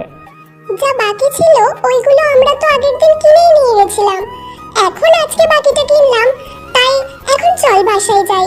কাল তো গায়ে হলুদ, তাই তোকে বাসায় যেতে হবে তাড়াতাড়ি। ওইগুলো নিয়ে ওরা বাড়িতে চলে আসলো। বাড়িতে এসে দুই পক্ষই ওদের সব রকম কেনাকাটা করা শেষ করে, গায়ে হলুদ শেষ করে। বিয়ের দিন চলে আসে। বিয়ে বাড়িতে ঈশা আকাশকে নিয়ে যেতে থাকে। তার সাথে বাড়ির এবং আত্মীয় তো আছেই। ওই দিনের মতো ওদের বিয়েটাও হয়ে যায়। কিন্তু আকাশ এখনো মেয়ের নামটাই জানে না, কেননা আকাশ রেজিস্টারে আগে সই করেছিল, যার জন্য আকাশ কনের নামটা জানতে পারেনি। ওই দিনের মতো ওদের বিয়ে হয়ে গেল। ইরাকে নিয়ে ওরা বাড়িতে চলে আসলো। যদিও ইরা আসার সময় একটু কান্না করেনি, কেননা কান্না করেও বা কি হবে, বিয়েটা যে তার পছন্দের মানুষটার সাথেই হচ্ছে। ইরাকে বাড়িতে নিয়ে আসার পর আকাশের রুমে নিয়ে বসিয়ে রাখা হলো। রাত 1টা। আকাশ রুমে ঢুকে দরজা বন্ধ করে দিয়ে খাটের পাশে যেতেই ইরা বিছানা থেকে নেমে আকাশের পা ছুঁয়ে সালাম করে। সালাম করতে হবে না আপনাকে, আপনি উঠে বসুন। দেখুন, আমি আপনার বিবাহিত স্ত্রী, তাই আমাকে তুমি করে বলতে পারেন। দেখুন, আমি অন্য কাউকে ভালোবাসি, তাই আপনাকে মেনে নিতে আমার কিছুদিন সময় লাগবে। আমি জানি আপনি অন্য কাউকে ভালোবাসেন, তাই কোনো ব্যাপার না। যেদিন আমাকে মেনে নিতে পারবেন সেদিন আমার পাশে ঘুমাতে পারবেন। তাই এখন আপনি নিচের মেঝেতে গিয়ে ঘুমান, নয়তো বারান্দায় থাকা সোফাতে। আপনি কি করে জানেন আমি অন্য কাউকে ভালোবাসি? আর আমার রুমের ভিতরে বারান্দা আছে, তা কি করে জানলেন? দেখুন, আমি এতক্ষণ এই রুমেই ছিলাম, তাই আমি একটু হেঁটে হেঁটে দেখছিলাম। তখন ওই দিকটায় গিয়ে দেখি বারান্দা, তাই জানতে পারলাম। ওহ, বুঝলাম, তাহলে আমি বারান্দায় যাই, ঠিক আছে? আকাশ ইরার কথা মতো বারান্দায় চলে যায়। এদিকে ইরা তো হাসতে হাসতে শেষ, কেননা আকাশ যে এত বোকা তাই ইরার জানা ছিল না। এদিকে আকাশ চেঞ্জ হয়ে বারান্দায় থাকা সোফায় শুয়ে পড়ে। আকাশ ঘুমিয়ে পড়ে ইরাও চেঞ্জ করে বারান্দায় চলে যায়। ওখানে আকাশকে জড়িয়ে ধরে শুয়ে পড়ে। আকাশও ইরাকে কোলবালিশ মনে করে জড়িয়ে ধরে ঘুমিয়ে পড়ে। ইরা শত মজা করুক না কেন, আকাশকে তো ভালোই বাসে, তার উপর নিজের স্বামী, তাই ওকে কষ্ট তো আর দিতে পারে না। তাছাড়া এই রাতটা প্রতিটা মেয়েদের কাছে গুরুত্বপূর্ণ, তাই ইরাও আকাশের সাথে ঘুমিয়ে চাঁদ দেখার পাশাপাশি স্ত্রী অধিকারও পালন করছে। পরের দিন সকালে আকাশ ঘুম থেকে উঠে দেখে ইরা বারান্দায় আকাশের সামনে বসে আছে। আকাশ প্রথমে এটাকে স্বপ্ন ভেবেছিল, তাই আবারও ঘুমিয়ে পড়ে চোখ মেলে তাকায়। তখন ইরাকে দেখতে পায়, তাই সোফা থেকে লাফ দিয়ে উঠে বলে, এ কি, এটা তুমি এখানে কেন? বাহারে, আমাকে ভালোবেসে এখন অন্য আরেকটা মেয়েকে বিয়ে করলে? সারা রাত রোম্যান্স করে তার সাথে এখন বলছো আমাকে চেনো না? বিশ্বাস করো ইরা, তুমি আমার ভালোবাসা ফিরিয়ে দেওয়ার পর আমি বাড়িতে এসে জানাই যে বাড়ির সবার পছন্দের মেয়েকে বিয়ে করব। তাছাড়া রোমান্স কি বলছো তুমি? আমি তো এই মেয়ের নামটা তো দূরের কথা, ওকে এখানে চোখে দেখিনি, তার জন্য রাতে এখানে ঘুমিয়েছি। কিন্তু তুমি বিয়েতে আসছো ভালো কথা, এখানে যদি আমার বউ তোমাকে আর আমাকে দেখে ফেলে, না জানি আমার কি হাল করবে। এইদিকে আকাশের মুখে এমন কথা শুনে ইরা মিটমিট করে হাসতে থাকে, যা আকাশ কথা বলার সময় বুঝতে পারে। এই, তুমি হাসছো কেন? তাড়াতাড়ি করে যাও এখান থেকে, নয়তো আমার অবস্থা তো পুরাই শেষ। ঠিক আছে, আমি আন্টির সাথে দেখা করে আসছি। মায়ের সাথে কেন দেখা করবে? বারে, আন্টি তো আমাকে চেনে, তাছাড়া ঈশাও চেনে, তাহলে সমস্যা কোথায়? তাছাড়া কেউ জিজ্ঞেস করলে বলবো আমি ঈশার বান্ধবী, তাহলেই তো হয়। তাহলে তুমি গোসল করে রেডি হয়ে নাও, একসাথে নিচে নামবো। তা না হয় মানলাম, কিন্তু আমার বিয়ে করা বউ কোথায়? না জানি তোমাকে দেখে কি কাণ্ড বাঁধিয়ে বসে। আরে ওকে দেখলাম আম্মুকে রান্নার কাজে সাহায্য করছে, তাই আমি এই ফাঁকে তোমার সাথে দেখা করতে আসলাম। তাহলে তুমি যাও, আমি আসছি। ইরা মিটমিট করে হাসতে হাসতে নিচে নেমে গেল। এদিকে আকাশ ফ্রেশ হয়ে রেডি হয়ে নেমে এলো নিচে। আকাশ নিচে নেমে ডাইনিং টেবিলে বসে যায় নাস্তা করতে। তখন ইরা আকাশের সামনে নাস্তা নিয়ে আসে। নাও, নাস্তা করো। তুমি এখানে কেন? আমার বউ দেখলে তো তেলে বেগুনে জ্বলে উঠবে। কিছু হবে না, তাড়াতাড়ি করে খাও। ওদের এমন ফুসুর ফুসুর করা দেখে ঈশা বলে, ভাইয়া সারা রাত কথা বলার পরেও কি তোদের কথা বলা শেষ হয়নি, যে এখানে এসেও কথা বলছিস? ভাবি তুমিও না ভাইয়াকে খেতে দাও, এমনিতে ভাইয়া এই কয়েকদিন ঠিকমতো খেতেও পারেনি। ইরাকে ঈশা ভাবি বলাতে আকাশ ইরার দিকে তাকায়। তখন দেখে ইরা মিটমিট করে হেসে উপরে চলে গেল। তখন আকাশ ঈশার দিকে তাকিয়ে দেখে ঈশাও হাসছে। তখন আকাশের বুঝতে বাকি রইল না যে এগুলো ওদের প্ল্যান করা। তাই আকাশ নাস্তা করে উপরে যায়। উপরে গিয়ে দরজা আটকিয়ে দেয় এবং ইরার কাছে গিয়ে ইরার কোমর ধরে আকাশ নিজের সাথে মিশিয়ে নেয়। বাহ, ভালোই তো ম্যাডাম, আমার সাথে ডাবল রোল খেললে, আমার রাতটাই মাটি করে দিলে। কিছুই মাটি হয়নি, তোমার মনে আছে তুমি বারান্দায় গিয়ে শুয়ে পড়েছিলে? হ্যাঁ মনে পড়ে তো, তার কিছুক্ষণ আমার পাশেই কিছু একটা ছিল, আমি তো কোলবালিশ মনে করে জড়িয়ে ধরে শুয়ে পড়েছিলাম। কিন্তু কেন বলো তো? আসলে ওটা কোলবালিশ ছিল না, আমি ছিলাম। কি, ওরা তুমি ছিলে? হ্যাঁ আমিই ছিলাম আসলে। তুমি যখন আমাকে বলেছিলে তুমি অন্য কাউকে ভালোবাসো, তখন আমি রাগ করে তোমাকে ওখানে ঘুমোতে বলি। পরে ভাবলাম যে আমাকেই তো ভালোবাসো, তাই আমি তোমার পাশে এসে তোমাকে জড়িয়ে ধরে ঘুমিয়ে পড়ি, কারণ এই রাতটা তো একবারই আসে।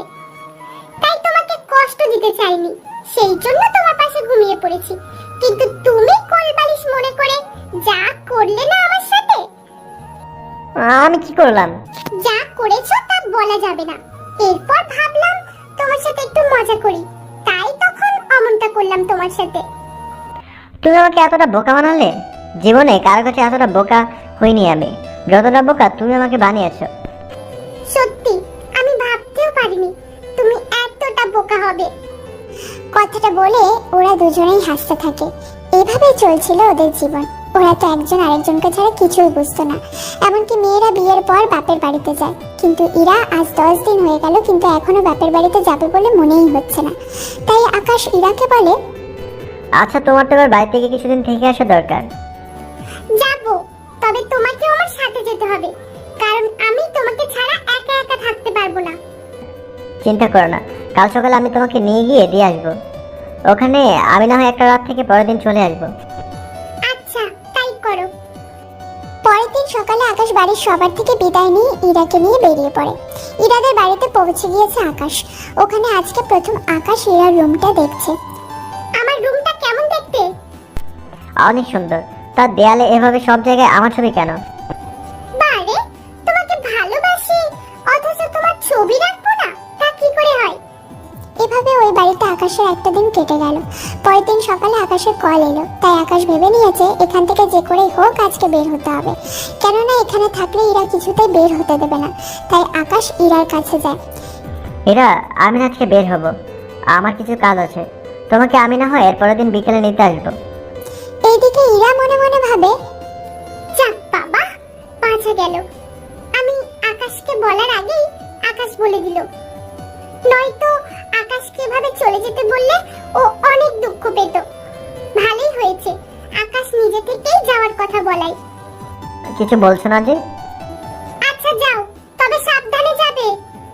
এদিকে আকাশ বিকালে বের হয়ে যায়। অন্যদিকে কিং ওর আস্তানায় এসে জানতে পারে কুইনের বিয়ে হয়ে গিয়েছে। তার সাথে এটা জানতে পারে রাশেদ কুইনের লোকদের মারতে গিয়ে রাশেদ ও কুইনের ডান হাত শাকিলও মারা যায়। এদিকে এমন কথা শুনে কিন্তু প্রচন্ড রেগে যায় এবং না চাইতে চোখ দিয়ে পানি বের হয়ে গেল। কি, ওই করে এত বড় সাহস, আমার সবথেকে কাছের লোকটাকে মেরে ফেলে। এই তোরা কে কোথায় আছিস? সব অস্ত্র নিয়ে বেরিয়ে পড়, আজকে কুইনের শেষ রাত হবে। অপরদিকে কুইন এসে জানতে পারে ওর প্রিয় লোককে কিংয়ের ডান হাত রাশেদ এখানে হামলা করে সাকেলকে মেরে ফেলে, কিন্তু সাকেল মরার আগে রাশেদকে গুলি করে মেরে ফেলে। এই খবর শুনে কুইনের চোখ দিয়ে পানি পড়ে যায়। তাই কুইনও সিদ্ধান্ত নেয় কিংয়ের সাথে যুদ্ধ করে ওকে মেরে ফেলবে। তাই কুইনও ওর সব লোকদের নিয়ে বেরিয়ে পড়ে। ওরা দুজনেই তাদের লোকদের নিয়ে আসার সময় রাস্তায় দেখা হয় ওদের। ওখান থেকে ওরা গাড়ি থেকে নেমেই একজন আরেকজনের উপর গুলি করতে থাকে। এভাবে অনেকক্ষণ পর কিংয়ের লোকেরা সব মারা যায়, তার সাথে কুইন ছাড়া ওর দলের সবাই মারা যায়। তাই এবার কিং ও কুইন দুজনেই বেরিয়ে এসে পিস্তল তাক করে। কি দোষ করেছিল আমার লোক সাকিল যে তোর লোক ওকে মেরেছিল? আমি জানি না কেন রাশেদ এভাবে তোমাদের লোকদের উপর হামলা করেছে। তাছাড়া আমার বিয়ের জন্য আমি 15 দিনের মতো যোগাযোগ করতে পারিনি। ওই সময় হয়তো তারা দুজনের মধ্যে শত্রুতা বাড়িয়েছিল। তাও হতে পারে, আমারও বিয়ে হয়েছিল বলে কিছু জানতে পারিনি, কিন্তু এখন তুই আমার হাত থেকে বাঁচতে পারবি না। আমার একটা কথা আছে, যেহেতু আমরা দুজনেই বিবাহিত, তাই দুজনেরই উচিত এরপর ছেড়ে দেওয়া। কারণ আমাদের কোনো লোকই আর বেঁচে নেই, শুধু আমরা দুজন ছাড়া। তাই আমাদের নিজেদের ক্ষতি না করাই ভালো। আমরা হয়তো মারামারি করে দুজনে মারা যাব, কিন্তু বাড়িতে আমার বউ আছে, আপনার স্বামী আছে। তাই ভেবে দেখুন, আমরা মারামারি করে দুজনে মারা গেলে ওদের কি হবে? তাই আমরা দুজনেই এখান থেকে চলে যাই। আপনি ঠিকই বলেছেন, আমি আমার স্বামীর জন্য হলেও বেঁচে থাকতে চাই। তাই আমার শত্রুতা এখানেই শেষ করছি। তবে যাওয়ার আগে কি আমরা একজন আরেকজনের মুখটা দেখতে পারি কি? ওকে, যেহেতু সব শেষ, তাই শেষমেশ না হয় নিজেদের মুখটা দেখে নিই। ওরা নিজের মুখটা দেখে একে অপরের কাছে এসে জড়িয়ে ধরল, কেননা কিং হচ্ছে আকাশ আর কুইন হচ্ছে ইরা।